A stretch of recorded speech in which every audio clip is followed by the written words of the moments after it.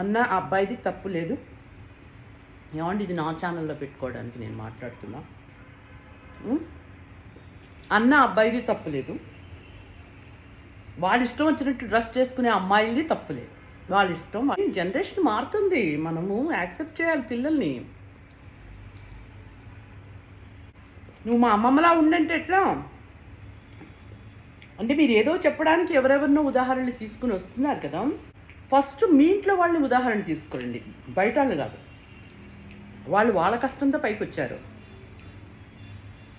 వాళ్ళు అట్లా వేసుకుని వచ్చారా, వీళ్ళు ఇట్లా వేసుకుని వచ్చారా కాదు. మీ ఇంట్లో వాళ్ళని చూపించి అంత స్టేజ్కి వచ్చిన తర్వాత ఇదిగో మా అమ్మాయిని ఇలా చేశాను, అందుకే మా అమ్మాయి ఇట్లా వచ్చింది అని చెప్పండి.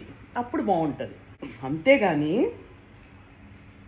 ఏమండి ఇది నా నా అభిప్రాయం అండి. చిచ్చి ముట్టుకుంటే చాలు అనుకున్న వాళ్ళు ఉన్నారు. వాళ్ళ సంస్కారం పెరిగిన వాతావరణం ఎలాంటిదో అర్థమవుతుంది. మీరు ఫస్ట్ వాళ్ళని అనండి, లేడీ మీద పడొద్దు. మీరు లేడీ నువ్వు ఇలా వేసుకున్నావు అలా వేసుకున్నావు పడొద్దు. ఆడపిల్లలు ఇలా డ్రెస్ చేసుకున్నందుకే ఇట్లాంటి అరాచకాలు జరుగుతున్నాయి అనడం మానండి ఫస్ట్. అర్థమైందా? ఆడవాళ్ళని వెనకేసుకురండి. రేపొద్దున్న ఇంట్లో ఏమన్నా అయ్యిందనుకోండి, మీ బిడ్డనే మీరు వెనకేసుకొస్తారు కదా. అది మీ బిడ్డనే ఎందుకు అనుకోవటం లేదు? మన బిడ్డది, మన బిడ్డ. దాన్ని అనకండి. అది ఎలా డ్రెస్ చేసుకున్నా సరే కాపాడాల్సింది నువ్వు. ఆ ఇంట్లో తండ్రిది కాపాడే శక్తి ఉంది కాబట్టి అతను ధైర్యంగా చెప్తున్నాడు, నా కూతురు ఎట్లాంటి డ్రెస్ వేసుకుంటే నీకెందుకు, నీకే హక్కు ఉంది అడగడానికి. కరెక్ట్ అది.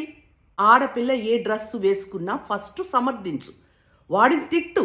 వాళ్ళ వయసులో ఉన్నారు, చక్కగా వేసుకుంటున్నారు. అట్లా ఆడవాళ్ళు డ్రెస్సులు వేసుకుంటున్నారు కాబట్టి అట్లా అరాచకాలు జరిగిపోతున్నాయి అంటున్నారు. డ్రెస్సింగ్ ఇలా ఉంది, మీ డ్రెస్సింగ్ ఇలా ఉంది, అందుకే వాడు ఇలా చేస్తున్నాడు. ముందు వాడిని తిట్టండి. నా వ్యవస్థ మారుతుంది అప్పుడు. దీనికి వ్యవస్థ పాడైపోవడానికి కారణం కొంతవరకు స్త్రీలే, పురుషులు కాదు.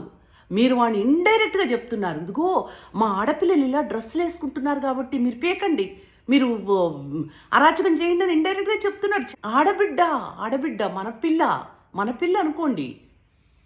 మన పిల్ల అనుకుని ఫస్ట్ వాడికి బుద్ధి చెప్పి, వాడు మొన్న ఆ అమ్మాయి మీద అందరూ పడ్డారు, ఆ పిల్లలందరూ పడ్డారు, వాళ్ళందరినీ నరికి పడేయాలి. నిజంగా చెప్పాలి అది చెప్పండి మీరు. అంతేగాని ఆ అమ్మాయి పాపం ఒక్క పిల్ల ఉంది, అదొక్క పిల్ల, చిన్న పిల్ల, పిచ్చుకలాగా ఉంది. ఆ పిచ్చుక మీద అంతమంది ఆ పిల్ల మీద చేతులు వేస్తున్నారు. దాన్ని మీరు తీసుకోకుండా ఆ పిల్ల డ్రెస్ చూస్తారా మీరు? ముందు మగపిల్లల్ని ఎంకరేజ్ చేయడం మానేసేయండి ఫస్ట్. ఇండైరెక్ట్ ఎంకరేజ్ చేస్తున్నారు మీరు. ఆడవాళ్లేనండి, ఆడవాళ్ళ యొక్క ఆలోచించే విధానం అబ్బాయి చెప్పిన దాంట్లో ఏమాత్రం తప్పు లేదు. ఎందుకంటే అందరు మగవాళ్ళు ఒకేలాగా ఉండరు. వాళ్ళు ఏంటంటే వాళ్ళు పెరిగిన వాతావరణం మూలంగా అలా తయారవుతున్నారు కాబట్టి జాగ్రత్తగా ఉండండి అమ్మా మీరు బయటకు వచ్చినప్పుడు అని చెప్పాడు ఆ అబ్బాయి.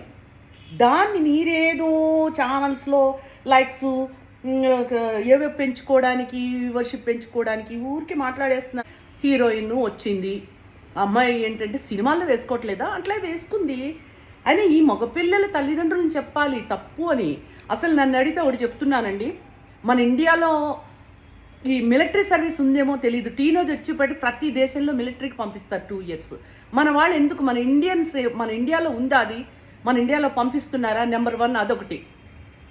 మళ్ళీ చెప్తున్నారు ధర్మం ధర్మం ధర్మం ధర్మము అని చెప్తున్నారు. ధర్మం అని చెప్పేటప్పుడు ఎప్పుడు కూడా పిల్లలకండి, ప్రైవేట్ కానివ్వండి, క్లాస్ పెద్ద పెద్ద కాన్వెంట్స్ కానివ్వండి, లక్షలు సంవత్సరానికి 9 lakhs 10 lakhs వసూలు చేసే వాళ్ళు అయినా సరే ఒక సిస్టమ్ పెట్టాలి. భగవద్గీత 18 chapters వచ్చిన తర్వాత, అది కూడా హిందువుగా నువ్వు పుట్టినందుకు 18th chapter బైహార్ట్ చేసిన తర్వాత దాంట్లో టెస్ట్ పెట్టి అది పాస్ అయితేనే ఫర్దర్ స్టడీస్కి పంపించాలి పిల్లల్ని. ఈ రెండు మన ఇండియాలో వస్తే గనక నిజంగా బాగుపడుతుందండి. ఇది నా అభిప్రాయం చెప్తున్నానండి. నేను ఇప్పుడు నువ్వేం తింటున్నావా, ఏం చేయాలి, కలిపప్పు తింటున్నా. మన దేశమే హిందుత్వం, మన దేశం హిందూ దేశము, అది తప్పనిసరి ఉండాలి. భగవద్గీత 18 chapters ప్రతి వాడికి రావాలి. ప్లస్ టీనేజ్ వచ్చిన తర్వాత మగపిల్లల్ని మిలిటరీకి కంపల్సరీ పంపించాలి. అన్ని దేశాల్లో మరి 1 సంవత్సరం 2 సంవత్సరాలు, మన వాళ్ళని 5 సంవత్సరాలు ఉంచాలి అక్కడ. అర్థమైంది కదా? ఇంకా 5 సంవత్సరాలు ఉంచాలంటే ఎంత భ్రష్టు పట్టిపోయారో పిల్లలు. వారి దేశాల్లో వారి వారి మత గ్రంథాల్ని ఔపాసన పట్టించిన తర్వాత వాళ్ళు ఫర్దర్ స్టడీస్‌కి పంపిస్తున్నారు. మన వాళ్ళు ఎందుకు చేయటం లేదట్లా?